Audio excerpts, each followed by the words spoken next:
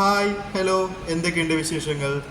അപ്പോൾ നമ്മുടെ ഫോണിൽ ഒരു എക്സ്റ്റേണൽ ആപ്ലിക്കേഷന് സഹായമില്ലാതെ നമ്മുടെ ഫോണിനകത്തുള്ള ആപ്ലിക്കേഷൻസ് നമുക്ക് എങ്ങനെ ഹൈഡ് ചെയ്ത് വെക്കാം എന്നതിനെ കുറിച്ചാണ് ഞാൻ പറയുന്നത്. അപ്പോൾ നമുക്ക് നേരെ വീഡിയോയിലേക്ക് കിടക്കാം. ഞാൻ ഉപയോഗിക്കുന്ന ഫോണ് സാംസങ് A21s ആണ്.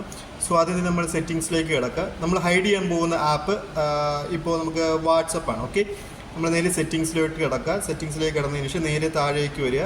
നേരെ സ്ക്രോൾ ചെയ്ത് താഴേക്ക് വരുമ്പോൾ നമുക്കിവിടെ അഡ്വാൻസ്ഡ് ഫ്യൂച്ചേഴ്സ് എന്ന് പറയുന്നൊരു ഓപ്ഷൻ കാണും. നേരെ അഡ്വാൻസ്ഡ് ഫ്യൂച്ചേഴ്സിലേക്ക് പോവുക.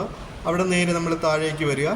താഴേക്ക് വരുമ്പോൾ നമുക്ക് ലോക്ക് ആൻഡ് മാസ്ക് ആപ്പ് എന്ന് പറഞ്ഞ് കാണും. ഓക്കെ, അതിലോട്ട് പോവുക. ഇത് ഓഫായിരിക്കും, ഓണായി കൊടുക്കുക. പിന്നെ ഏത് സെക്യൂരിറ്റി ടൈപ്പാണ് വേണ്ടത് നമുക്ക് ചോദിക്കും.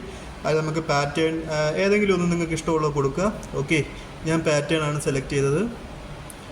സോ ലോക്ക് ആയിട്ടുണ്ട്. ഇനി നമുക്ക് മൂന്നാമത്തെ ഓപ്ഷൻ കണ്ടോ, മാസ്ക്ഡ് ആപ്പ്, അതിലേക്ക് ക്ലിക്ക് ചെയ്യുക.